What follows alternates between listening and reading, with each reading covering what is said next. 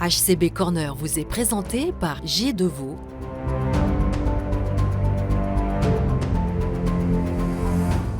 Hirslanden Clinique des Tilleuls. Dépont, BBC Immo et Autofaircare.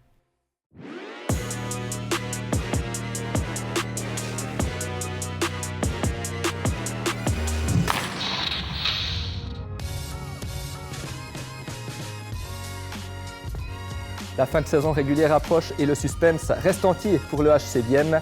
Bienvenue dans votre HCB Corner. Aujourd'hui, nous recevons la coprésidente du conseil d'administration, Stéphanie Meria, afin d'évoquer cette fin de championnat qui s'annonce passionnant. Mais d'abord, on jette un rapide regard sur les rencontres de la semaine dernière.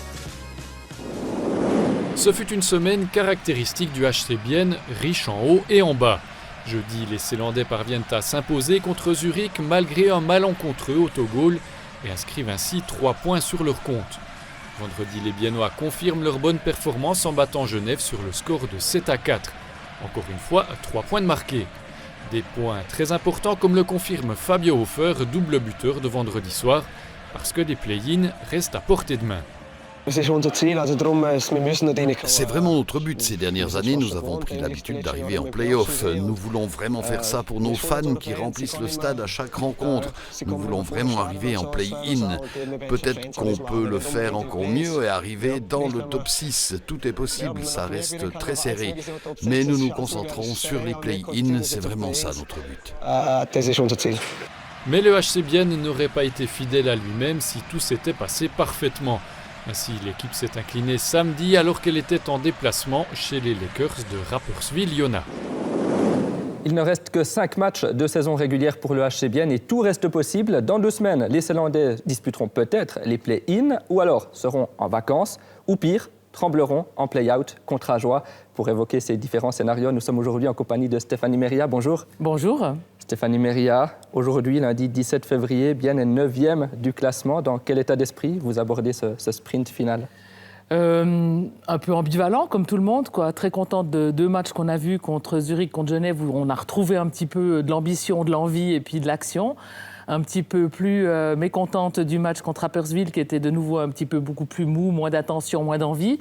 Et puis je me dis que c'est ça qui va nous arriver jusqu'à la fin de la saison. Et puis j'espérais plus de matchs comme contre Genève que comme contre Rapperswil, ça c'est clair, quoi. Sur le plan sportif, c'était annoncé une saison compliquée, marquée par le rajeunissement. C'est exactement ce qui s'est passé. En plus de ça, Bienne a dû faire face à de nombreuses blessures. Quasiment une saison entière sans Gaëtan Haas, sans Damien Brunner en attaque, sans Victor Leuve en défense. Au final, 9e à ce stade de la saison, c'est pas si mal. Alors 9e, c'est plus ou moins dans les eaux dans lesquelles on s'attendait. Maintenant, moi, ce qui m'embête un petit peu sur ces derniers matchs, c'est oui, il y a des blessés, oui, il y a eu des rajeunissements, des changements et tout ça, mais à un moment donné, maintenant, il faut livrer la marchandise, quoi. Quels que soient les joueurs qui sont sur la glace, il faut qu'on puisse livrer la marchandise. Et je crois que c'est cet état d'esprit qui a un petit peu manqué tout au long de la saison, parce qu'on s'est trouvé plein d'excuses pour des blessés, des absents et tout ça, mais maintenant, je crois qu'il faut balayer tout ça et se concentrer franchement sur ce qui va arriver sur les prochains matchs.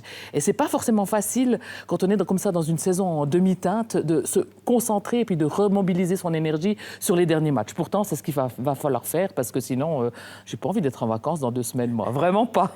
On va aborder quand même ce scénario-là, mais avant ça, sur le plan financier, cette saison, comment elle se passe pour le moment ? Elle se passe correctement. Alors évidemment, si on a quelques matchs de plus, ce sera mieux. Mais je préférais que ce ne soit pas les matchs de la peur, parce que ça, pour l'image du club et puis pour l'envie des gens de continuer à nous soutenir, c'est clair que ça va être un peu plus compliqué. Maintenant, on a de la chance. Vous l'avez vu comme moi, la patinoire, elle reste pleine, les gens sont là, les gens sont toujours encore aussi fidèles au club. Et pour ça, on ne peut que les remercier. Parce que c'est vrai qu'on remarque que même dans les mauvais moments ou dans les moments un peu plus compliqués, on est une vraie ville de hockey et on a toujours du monde à la patinoire. Et ça, c'est vraiment réjouissant. Il y a plus de 6000 spectateurs en moyenne cette saison, 94%, mais un peu plus que 94% de taux de remplissage. C'est quand même un peu moins que la saison dernière, mais c'est quand même satisfaisant. C'est tout à fait satisfaisant, absolument. C'est clair qu'on peut toujours mieux faire, mais étant donné les circonstances de cette saison, je pense que c'est plutôt réjouissant comme résultat. Vous l'avez dit, on n'espère pas les matchs de la peur de play-out contre Ajoie, mais si on évoque très naïvement ces 3 scénarios, au final, si Bienne fait les play-in, Bienne est en vacances dans 2 semaines ou Bienne dispute les play-out contre Ajoie, ça aurait quel impact pour le club concrètement? Ça changerait quoi? Alors financièrement, ça ne change pas grand-chose en fonction des différents scénarios. Évidemment, si on va en play-in et puis qu'on peut aller après en play-off, là il y a une vraie différence. Maintenant, c'est évident que pour l'image de marque, pour la saison prochaine, pour la recherche de sponsors, pour simplement l'engouement et l'envie que les gens auront envie de venir l'année prochaine, c'est complètement différent. Et pour ça, on doit absolument accrocher les play-in et envisager, si possible, au moins un tour de play-off. Mais c'est clair que ça va être serré parce qu'on n'est pas les seuls dans ce cas-là. Je crois qu'il y a d'autres clubs qui sont des belles cylindrées qui ont envie de faire exactement ce même parcours. Et pour ça, il va falloir se battre. Au budget, vous planifiez toujours 2 matchs d'après-saison, c'est ça? C'est exactement ça, oui. Ça équivaut à quoi? 2 matchs? Ça dépend un petit peu du remplissage, mais on parle quand même d'un chiffre d'affaires à plus de 6 digits quand même, quoi. Ok, très bien. Merci beaucoup Stéphanie Méria. Il reste donc 5 matchs, on l'a assez dit, seulement 2 à domicile. On sait que Bienne a normalement de meilleurs résultats ces derniers temps à la maison. Un message pour les supporters? Venez crier, venez hurler votre joie de les voir et puis les soutenir. Je crois qu'en ce moment, on a besoin de tous les soutiens nécessaires, mais surtout, c'est dans la tête des joueurs et qu'il faut que le déclic se fasse. Merci beaucoup Stéphanie Méria. Merci Belle à fin vous. de saison à vous.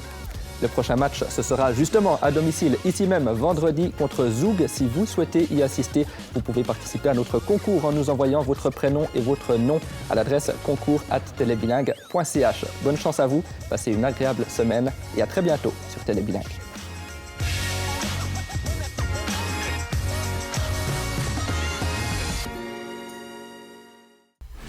HCB Corner vous a été présenté par G2VO,